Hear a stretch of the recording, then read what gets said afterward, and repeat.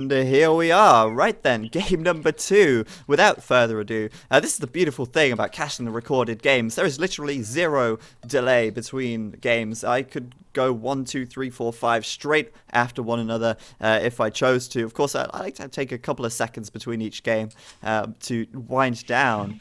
But that's the beauty of the recorded games here. We can just cast them all. No breaks, no restarts, no toilet breaks from the players, nothing like that. No crashes. We know it's going to be golden. And here now is game number 2. Surprisingly, game number 1 going to the Czech4ever team, but that was so well played by them. And I'm so excited now to see how they perform in the rest of this series of games. Now we'll introduce the teams, introduce the players, and see what is up. That's the very southwest of the map. In the yellow, we have got the Viper playing as the Huns, and his teammate over to the far west of the map.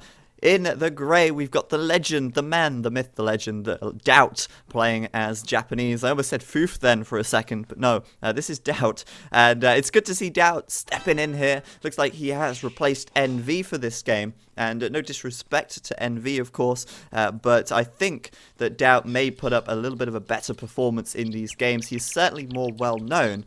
Though, like I said, I'm not really sure. I've never really seen NV in action. He's been part of TyRanT since its inception, but I just have never really seen him play all that much. And I don't know. I'm not really sure who he is, but he is a TyRanT member. However, Doubt is here in that pocket position for... In fact, no. He isn't in the pocket position. Doubt is on the flank. My bad. I apologize. Doubt is actually on the flank here on this left side. The Viper is in the pocket. And we're going to have to work round counterclockwise now because I went the wrong way. In the other pocket position for the TyRanT Legends team, we've got Jordan23 playing in the orange as the Vikings. And on the other flank for the TyRanT Legends team, we've got Cab in the purple playing as the Mongols. So we've got Cab on the flank, Doubt on the flank, Jordan and the Viper in the pockets here at the south of the map. Now on the other side of the map for the Czech team, on the left flank we've got Exit in the red playing as the Vikings. In the pocket position up to the far north we've got Janik in the teal playing as the Huns. Up to the right of him we've got Error playing in the blue as the Mongols, and I want to see this guy in action in this game because he played so well in that last one. Looking forward to seeing how he plays the Mongols here. It's a big responsibility taking the Mongols or having the Mongols.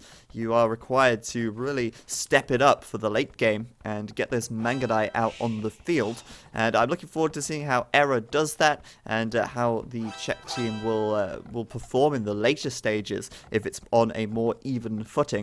On the other flank then for the Czech team we've got CZ Mango, and he again making an appearance on the flank in the green as the Mayans. So we've got Mayans versus Mongols on this bottom flank, and on the left flank we've got Vikings for red versus the Japanese for Doubt. Interesting that we have Japanese in here. An interesting flank as well, I think. Obviously Vikings and the Japanese, more infantry civs than anything else. But let's not forget, this map, it is Ancient Lake version 3, and there is a very big water element to this map, and it's going to be interesting to see how much emphasis the players put on the water. Now, yesterday, in the games that we saw between Titanic and Roma, there was hardly any water. No one really went that heavily into water until the later stages of the game. Now, in this situation, we might see that again. I mean, it's not unlikely because the flanks are very open. It's not an easy wall, and the flanks may do that land aggression as well. So the pockets may be the ones to do a little bit of water aggression. The flanks more likely to be attacking on the land. And like I say, it should be an interesting one to see the Vikings versus the Japanese. But at the same time, having the Vikings on the flank is not really ideal. In fact, there we go, Doubt there in the chat saying, I go land. He's on the flank, of course. But like I say, the Vikings, not ideal to have them on the flank, because if they're on the flank, they're going to be forced into this land war where they really don't perform all that well. Whereas if they're in the pocket, they can actually rely on their flanks for a little bit of protection, I guess, and then focus a little more on the water, make sure they take some water control, and then do some more fishing and boom off of that, maybe support with some knights on the flank as well. So, you know, it's kind of it's kind of interesting to see the Vikings on the flank. And Viper, they're losing a villager. Ooh, that's not a good sign. Losing a villager quite early on. Not so good there. Viper, though, as the Huns, most likely to be the ones supporting on the land. But, of course, that water option is always there as well. And on the other side, we've got the Mongols versus the Mayans on the land. And that's, again, going to be an interesting one. The Mongols and the Mayans here are going to be the ones to really carry this game in the late game. But we've actually got land aggression for both of them here, with Cab building that barracks, with Mango getting that barracks up nice and early. And of course the Mongols benefiting from that hunt bonus does mean that a drush is very viable for them, and Cab is certainly going to be going for, in fact, no, he's not going for a drush at all, because his barracks is way too late. There's me not looking at the time. He's actually going up to feudal at the moment. For some reason, his TC says enemy, even though I have him selected. He's 80% of the way to the feudal age right now. Mango, on the other hand, is also going up to feudal, but only 11%. But no militia coming out from him. And I'm starting to think we're going to see this kind of weird kind of feudal man-at-arms aggression from Mango. I wonder if we'll see similar from Cab, or if Cab's going to go archers. I'm actually unsure. I think, no, he's going stables. My bad, he's Mongols. I was thinking he was Mines for a second. Cab is Mongols, so he's going for a stable and scouts. That makes more sense. Sorry. He might switch into archers, though, if he does continue his feudal aggression. It depends, I guess, how walled Mango goes, and Mango's looking pretty walled up at the moment, actually, using these sort of natural little forests to act as sort of walls that are already put up for him. So, in fact, Mango then may not actually be going for this kind of barracks aggression, but he has got gold in the back of his base, and we may see archers from him. We'll check that very soon. Doubt at the left side saying to his teammates that the Viking player is walling hard. Indeed, he is. Exit here, walling up with Palisade like crazy, and we've seen already that Doubt says in the chat that he wants to go for some land aggression. I'm trying to spot his barracks and stuff. There we go, barracks on the left there. Archery range forwards from Doubt. Now, this could be challenging a bit of aggression from Doubt here, because if he's up against a full wall, that might be a little bit tougher for him. In fact, we've got stone walls coming up from Exit here as well. Exit actually putting up a second dock and going galleys, so Exit perhaps taking a little bit of a risk. Like I say, he is on the flank, and it is difficult on the flank as the Vikings, because you either have the option of fighting on the land and maybe being at a disadvantage, or in this situation, spending all of your stone on walling up and then going for the water, because the Vikings so valuable on the water due to their cheaper ships and docks and all of that jazz. So it's interesting that Exit's actually going for a rush here and walling up like crazy. We could even see him go up to the castle age later on and continue to sling or something like that.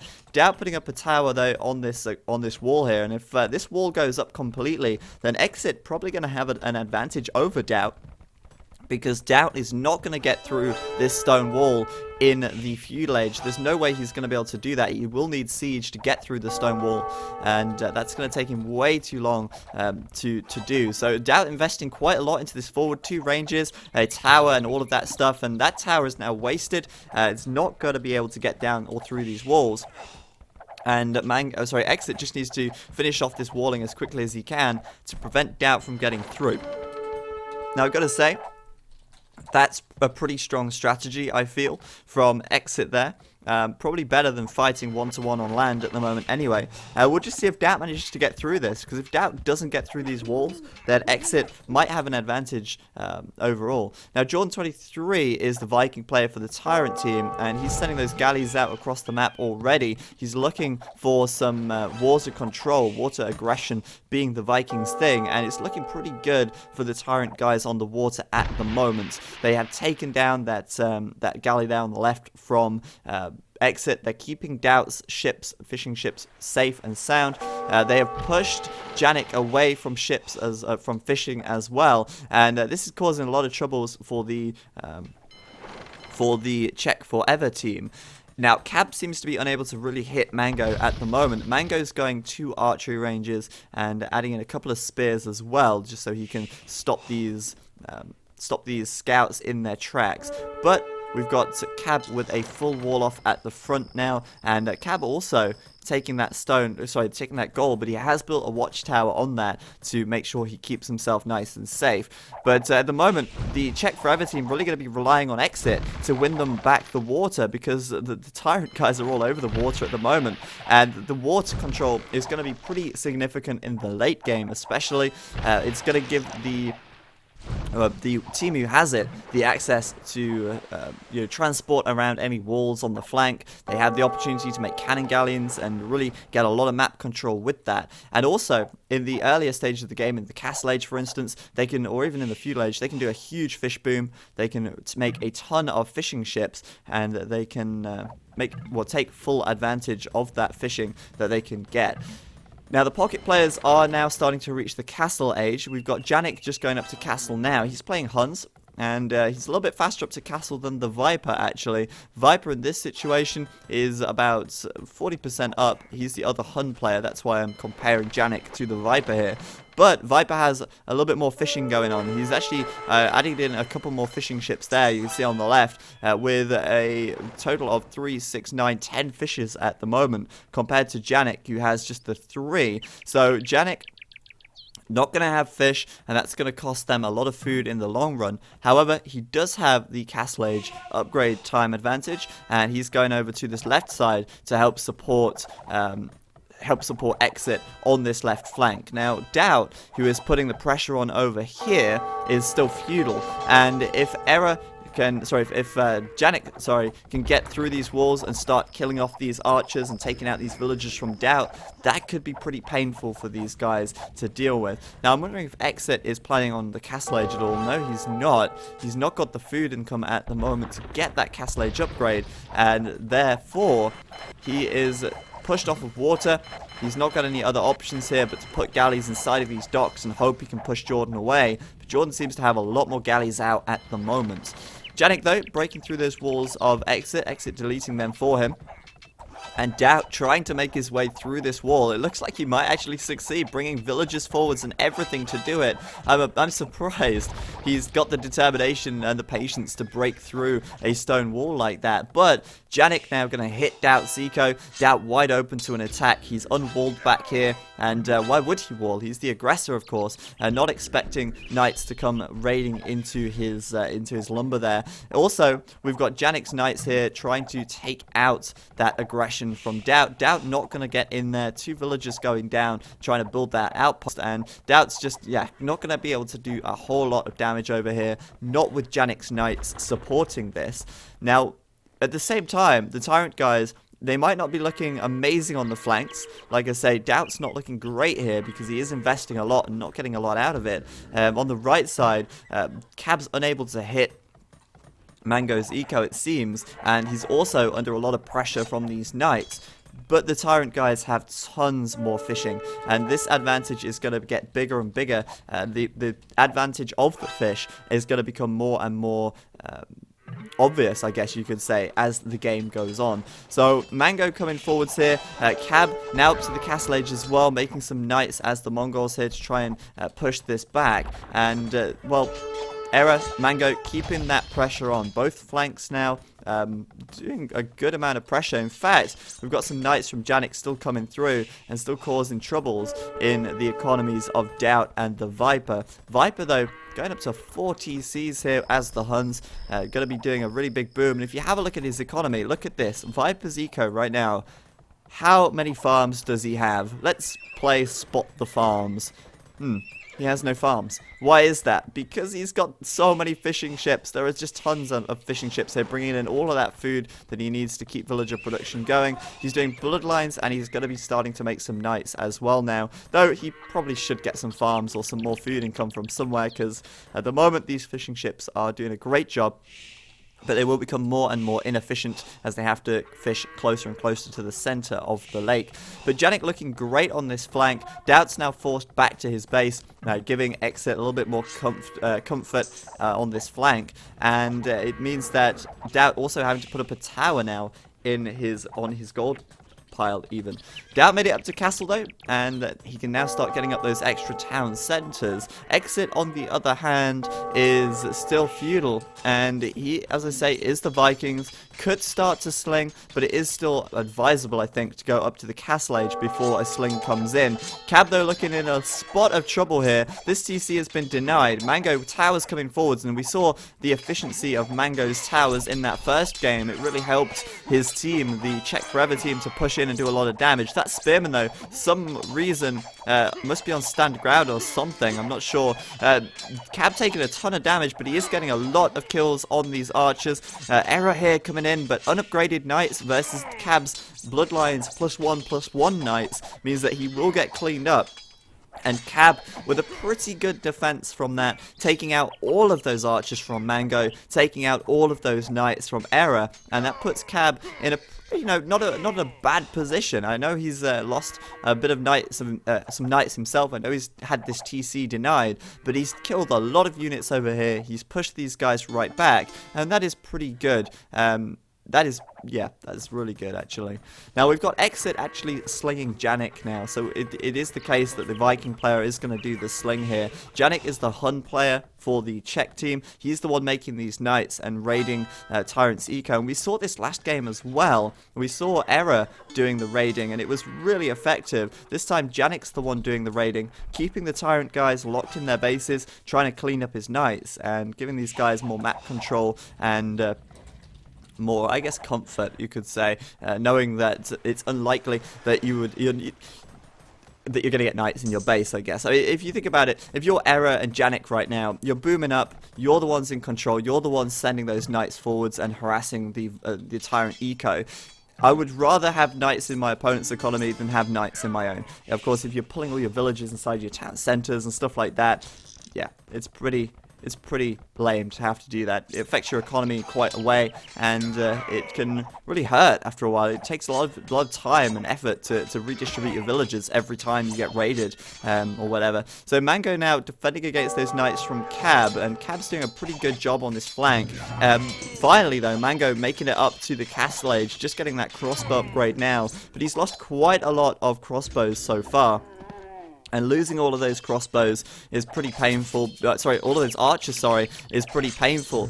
Cab now Mango even, with that crossbow upgrade coming in at last. But he lost so many archers that the upgrade is hardly affecting any units at all. And Cab's doing a fantastic job on this flank, keeping the pressure up now, and actually breaking out of his base and looking pretty comfortable, I'd say, over on this right side. We have got camels coming out for Error, though, and that is going to be a little bit of a nuisance for Cab, but Cab's still with a huge upgrade advantage. He's nearly got fully upgraded Castle Knights now with that Bloodlines upgrade, +2 defense and +1 attack. Jordan23 all over the water, though, and like I say, this is allowing the TyRanT guys a huge fish boom. All that extra food that they are gathering is going to be helping them up to the Imperial Age. It's going to be funding their knight production, and it's going to be putting them into an advantageous position. However, the Czech guys are so aggressive. That first game we saw from them, they were so aggressive, and it's the same here as well. These knights from Janik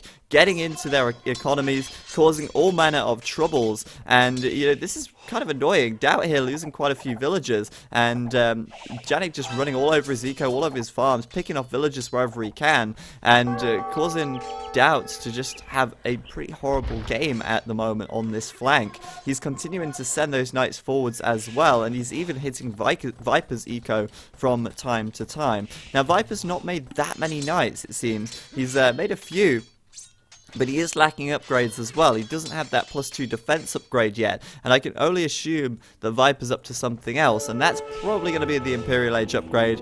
I saw that university there, the monastery is up, and Viper's going to click up to Imp right now on these 4 TCs with all of these fish as well, and with that Imperial upgrade, we'll see what he does next. Of course, this is a risky sort of Imperial for Viper. It's kind of early. Not early, it's not early, it's just that he's not made much military. he's not got that many knights, and Doubt is under a lot of pressure here. Viper going Imperial means that he's not spent as many resources as he could on knights, and this is kind of putting Doubt at risk, I guess. But he's kind of confident, it seems, in his ability to push Janik away, but Janik does really seem to be outnumbering the Viper here. And like I say, he has got that defense upgrade as well, which Viper does not have. On the right flank, Era and Mango, it's kind of like a 2v1 over here. Cab is trying to get this castle up in defense, and that should then, if that castle goes up, be enough. Of course, camels will not want to engage underneath the castle. They'll go down very quickly. They're not going to want to engage under any arrow fire at all. And Era and Mango are just sort of sitting outside of Cab's base at the moment, whilst Cab booms up in the back, and he's clicking up to Imperial as well. The Mayan player going to be great in that early Imperial age. Sorry, he's not Mayans. He's he's the Mongols. I keep thinking Cab is Mayans. I'm so broken. We've actually got Jordan 23 slinging. He's playing Vikings, of course. He's sending those resources over to Cab now.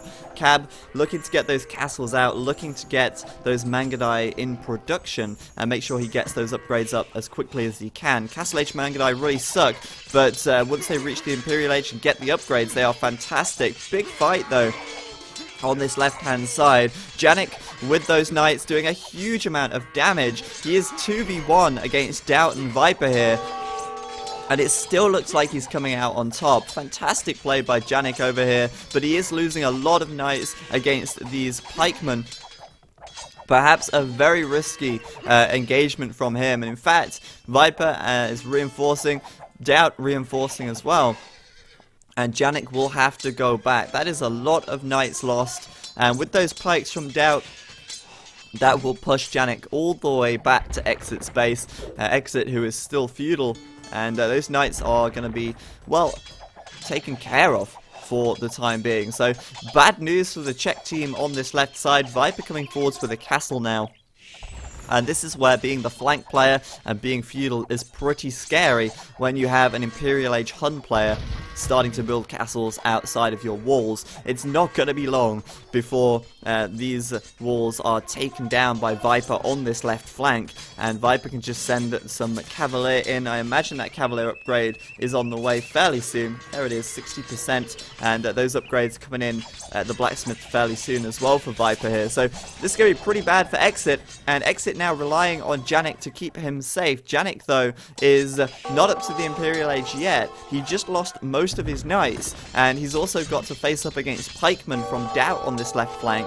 Meanwhile, on the right side, Cab continuing to build up his eco, continuing to build castles and regain some ground against Mango and Era, beginning that Mangudai production, and he's got that sling coming in still from Jordan 23, so he's going to have, look at that resource, he's got so much, he's going to be able to afford a lot of Mangudai here and keep that pressure on. Meanwhile, Jordan 23 reaping the benefits of the water control now as he takes down this TC from Janik from the water, of course, and Janik not even garrisoning there, just letting that TC go down, and that's a really big problem for him. He's now going to be down to 2 town centers, and he will lose a good portion of his eco from this, down to 3 TCs, and he will lose a good portion of his eco from this. So that's pretty bad news for Janik there. On the left flank, Viper has found a way in. Doubt's on the way in as well with his crossbows and pikes, and they're calling GG. Wow, the Czech team GGing out pretty quickly there, I think,